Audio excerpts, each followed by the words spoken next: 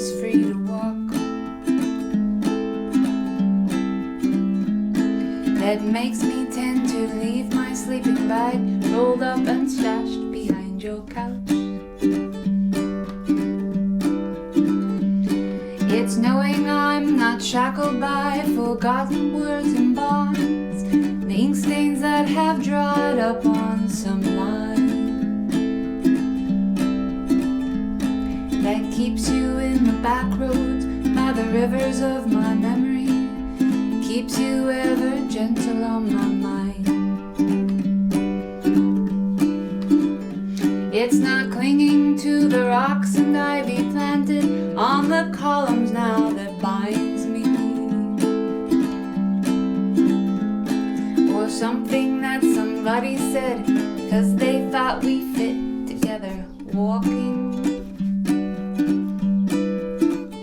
It's just knowing that the world will not be cursing or forgiving as I walk along some railroad track and find that you're moving through the back roads by the rivers of my memories, and for hours you're just gentle on my mind. Though the wheat fields and the clotheslines and the junkyards and the highways come between us, and some other woman's crying to her mother 'cause she turned and I was gone,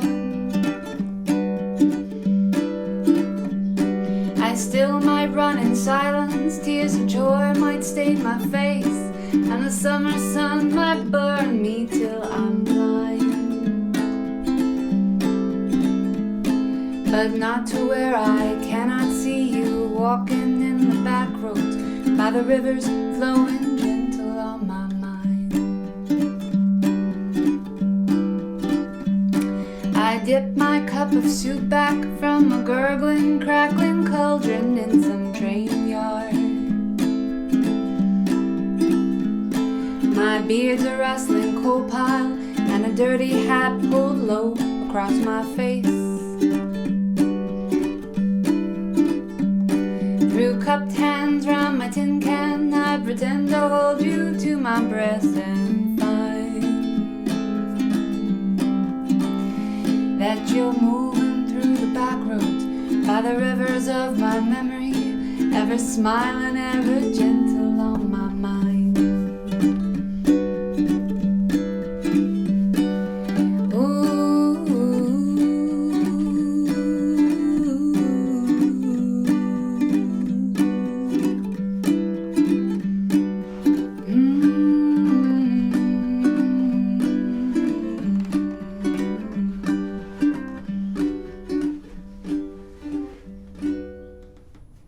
Okay, let's dive in. This song, Gentle on My Mind by Glen Campbell, in my personal opinion, is one of the greatest songs written. It is just beautiful. And I've kind of standardized some of the chording here. I know that Glen doesn't always do the cliche and things like that, but for the sake of teaching the lesson, making it nice and simple, and keeping the beauty of the song, I decided to just do the same thing on each verse. This is originally done in the key of D flat, but I wasn't going to make you do that, and I can't sing in D flat in this song. So I switched it to the key of G. So I just want to make a couple of notes here. This song can be a bit of a challenge because it's not exactly consistent as far as the amount of lines that are read. So what we want to do actually is think about the story that's being told. And I've worked really hard on memorizing this one because there's a lot of verses. And actually, before I recorded, I went through and made my little hints here, triggers, so in case I needed to look down, I could find my place and not waste half of a recording like usually happens. But actually, today I got it in the first take, so yay me. It's important to know the storyline. So it starts off with saying, it's knowing that your door is always open and your path is free to walk. And before we dive into the story, actually, let's look at the chords. We've got a regular G chord. And then this G note is actually going to move down into the F sharp note, to the best chord in the whole chord catalog, in my personal opinion, G major 7. And then that F sharp note once again is going to shift into an E note. So the outside two fingers have remained the same.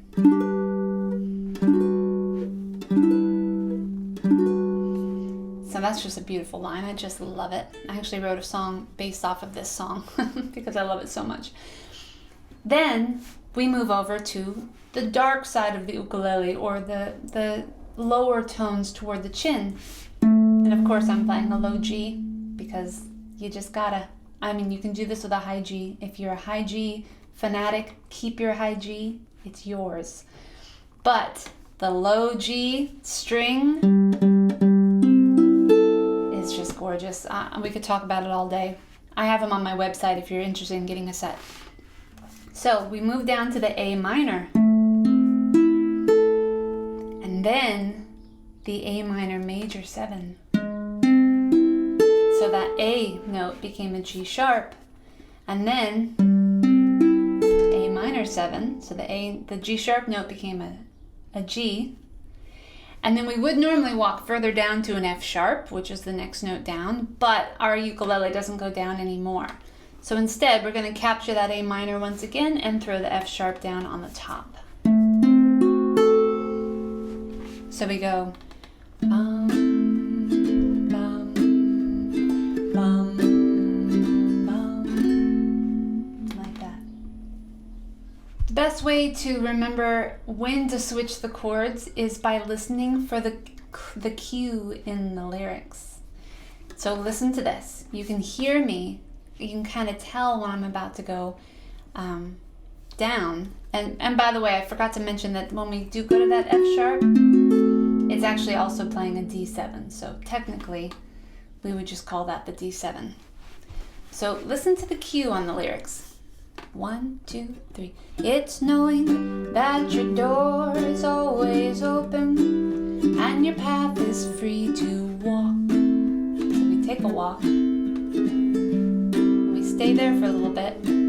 That makes me tend to leave my sleeping bag rolled up and stashed behind your couch. Now this next time we hang out there a little bit longer. Listen to this. It's knowing I'm not shackled by forgotten words and bonds, and the ink stains that have dried up on some. You can hear the vocals are taking us down to the dark side. Line.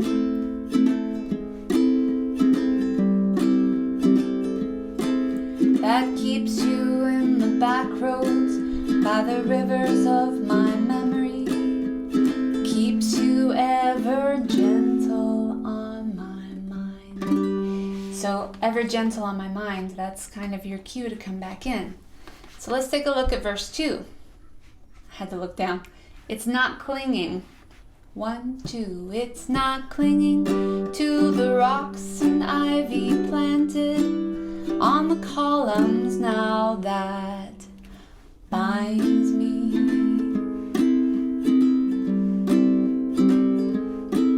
Or something that somebody said because they thought we fit together walking.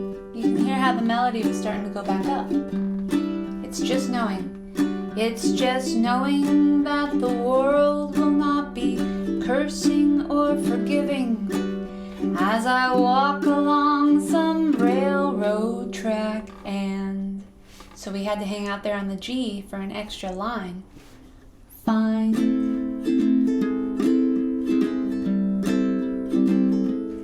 that you're moving through the back roads by the rivers of my memory, and for hours you're just gentle on my mind. Okay, so the lyrics. First we said the very first line is, it's knowing that your door is always open. When you're wanting to memorize lyrics, it is really important that you say the words with your mouth over and over again. I know that sounds so obvious, but muscle memory. So what happens now is when I'm memorizing a song, I'll sing the song a whole bunch, and I'll overpronounce, by the way. We need to go, it's knowing that your door is always open. Because now you're really forming the words and you're really creating muscle memory. And when you go back to perform the song, you probably won't overpronounce like that, but at least you won't underpronounce. And if you overpronounce, the muscles are formed and the memory is there. So when you start the sentence, it's knowing that your door. So all I put for my clue was it's knowing. That's all I needed. It's knowing that your door is always open and your path is free to walk. That makes me tend to leave my sleeping bag rolled up and stashed behind your couch. I love that line so much. The cadence of that line is so freaking cute. And then, it's knowing I'm not shackled. So basically, this person is talking to this other person, and I'm imagining a man speaking, mainly because of the end of the story, is the beard, you know. And he's talking to a woman and saying, or anybody, really, and saying, it's the thing I like about you is that I can just stop on by and then leave, and there's no pressure. And I'm not shackled to forgotten words and bonds, or the ink stains that have dried up on some line. In my mind, I'm thinking that's like a marriage certificate, right? I'm not shackled, you know, ball and chain. So the first verse talks about leaving stashing the sleeping bag behind the couch and not being shackled, okay? Then the second verse comes in. It's not clinging, and I used to get this messed up all the time because I'm thinking ivy clings to the wall, right? So I kept thinking ivy's clinging, but I had to say to myself over and over, it's not clinging to the rocks and ivy planted on the columns now that, then we switch, binds me. Or something that somebody said. Or something that somebody said because they thought we fit together walking. I love that line too. And the stop and the pop is just because it's fun. I kept doing it all in different spots, and then I can't even remember how I did it at the last recording because I keep doing it in different areas, just whenever I feel like it, really. So we fit together walking, and then it's just knowing that the world will not be cursing or forgiving as I walk along some railroad track and find that you're moving, really important, that you're moving through the back roads by the rivers of my memory, and for hours you're just gentle on my mind. So at the end of a lot of these verses, he uses different phrases. Like at the very end of the song, he is about waving and smiling. So these are the types of cues that I had to tell myself because I kept mixing them up. First thing is, you're moving through the back roads by the rivers of my memory, and for hours you're just gentle on my mind. Now the next line comes up. This is verse 3 now. Now we're in the wheat fields, which I love because if you've ever taken a train, you've probably noticed that when you look out and you go, damn, I see all kinds of stuff that nobody sees from the road. Like you see the backs of houses, a lot of junkyards, a lot of, just junk piled and graffiti and things that you wouldn't normally see. A lot of people actually sing songs of trains. They kind of talk about this part. So he's mentioning all of the things he sees as a hobo riding the line, right? So it's the wheat fields. Sorry, it's not the wheat fields. So here, 2, 3. Oh, sorry. Though the wheat fields, and the clotheslines, and the junkyards, and the highways. So I had to remind myself, wheat fields and clotheslines, junkyards and highways. So it sounds like this. 1, 2, 3. Though the wheat fields and the clotheslines and the junkyards and the highways come between us. You can really hear when it's supposed to switch. And some other woman's crying to her mother 'cause she turned and I was gone. Okay? Now, this next part I remember. I still might run in silence, tears of joy might stain my face, and the summer sun might burn me till I'm blind. One of my favorite lines in the song. I wouldn't have been able to remember where that belonged, except that when I created this strum along, it's in 2 columns on the paper. So at the end, when I say about the woman crying to her mother, that's the end of the first column. And so in my mind's eye, I know that's the bottom of that first section. And the top of the next section is talking about, I still might run in silence. So that's the reason why I was able to put those 2 together in my mind and lock them in, because of a visual memory of seeing it on the page. So that's something to think about. I use all kinds of things like highlighters, different colors, and I put big circles around choruses and stuff so that in my mind's eye, when it's time for me to perform off the page, I still have some markers in my brain reminding me lyrically where I'm supposed to be going. So I hope that helps. Let's continue on. Though the wheat fields. 1, 2, 3. Though the wheat fields and the clotheslines and the junkyards and the highways come between us. Some other woman's crying. And some other woman's crying to her mother 'cause she turned and I was gone. Now what is it? I still might run. I still might run in silence. Tears of joy might stain my face, and the summer sun might burn me till I'm blind. But not to where I cannot see. But not to where I cannot see you. Walking, I want to say. Walking through the back roads by the rivers flowing gentle on my mind. I'll be honest, I need to go look up that lyric to see, is it walking? It's not moving. I know that, because we already did that. Okay, finally, I dip my cup of soup back from a gurgling, crackling cauldron in some train yard. If this isn't the toughest thing to say, I don't know if you've ever been at a strum along. I've led strum along with my dad at the strum shop in Roseville. Back in the day, I remember leading the song thinking, I got this, I know this song. I didn't really rehearse it. And when it got to this part, my mouth was like a big jumble of words. I could not get it out. So for the last week, preparing for this video, I have been singing in my mind, I dip my cup of soup back. Because I kept saying, I dip my soup. Wait, I dip my, what is it? And I'd have to look it up. So, I dip my cup of soup back from a gurgling, crackling cauldron in some train yard. So I had to say gurgling, crackling cauldron. Gurgling, crackling cauldron. Gurgling, crackling cauldron. You have to visualize the words in your head if you really want to get this right. So notice I'm overpronouncing. And that's some advice I got from 2 friends. One was teaching me how to sing in French, and the other was teaching me how to sing in Hawaiian.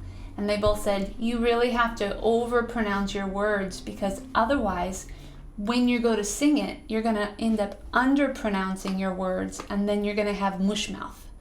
And that's a big struggle with a lot of singers at open mics and stuff like that. You can't understand what they're saying because they didn't practice the big movements with their mouth. So again, muscle memory as well. We really want this to be like, I dip. As soon as you say I dip, I want the rest of the words to just tumble out of your mouth. And that's what I have here. I dip, and then I put a cup of soup. because I had to remind myself. A cup of soup. So let's try that. 1, 2, 3, 4. I dip my cup of soup back from a gurgling, crackling cauldron in some train yard. My beard's a rustling coal pile, and a dirty hat pulled low across my face. Now this is the other part I could not remember. Through cupped hands round my tin can, I pretend to hold you to my breast and find. Here now we're waving and smiling, that you're waving from the back roads by the rivers of my memories, ever smiling, ever gentle on my mind.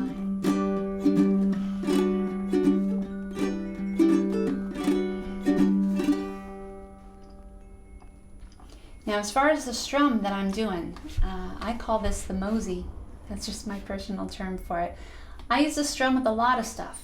It works with all kinds. It works with jazz, and it works with, or the vintage jazz that I do, and it works with folk music, all kinds of stuff. So here's what it is. I'll do it with a G chord so we stay in the right key. I'm going to touch the top G string, down, touch, up, down, up. And I'm doing the song with a swing. So touch, down, touch, up, touch, down, touch, up, down, up. And many of you have probably seen me at a ukulele festival, come and taken a workshop from me. Maybe you've come to the Starlight Academy and taken my strumming class online. So you may be familiar with this one already. Now, when I'm doing this up to speed, I'm making very small movements, as you can see here. 1, 2, 3, 4.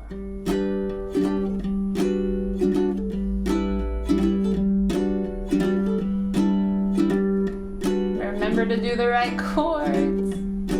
And you might notice that I'm doing something called a backbeat, which is a term that I first learned from a workshop by Stu Fuchs of Ukulele Zen, who's a fantastic traveling teacher. The backbeat means 1, 2, 3, and 4, and 1, 2, 3, and 4, and 1, 2, 3, and 4, and 1, 2, 3, and 4, and 1, 2, 3, and 4. It's used for a lot of dancing music, again, vintage jazz music and rockabilly music, things, rock and roll from the 50s and 60s, 70s, I mean, everywhere. It's all through every decade is the backbeat. 1, 2, 3, 4, 2, 3, 4, bum, bum, bum, dum, dum, da, da, da. Really gets you kind of up and moving. So to do the backbeat, you just have to hit a little harder, but actually, I take that back. To do your backbeat, you really just need to hit a little softer on the other beats. Listen to this.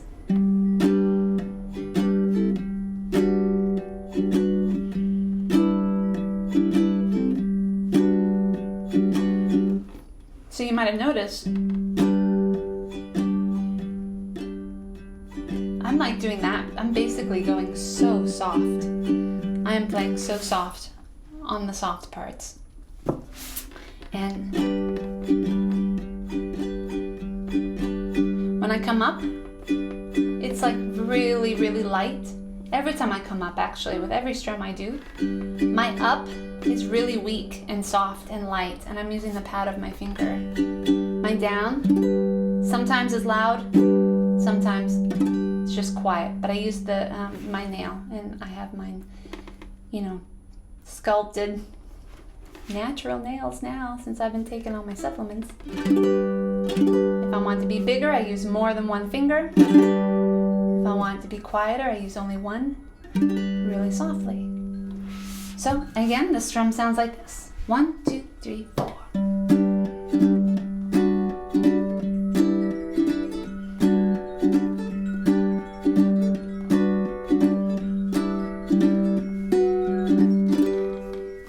Finally, it's really important that you stay relaxed.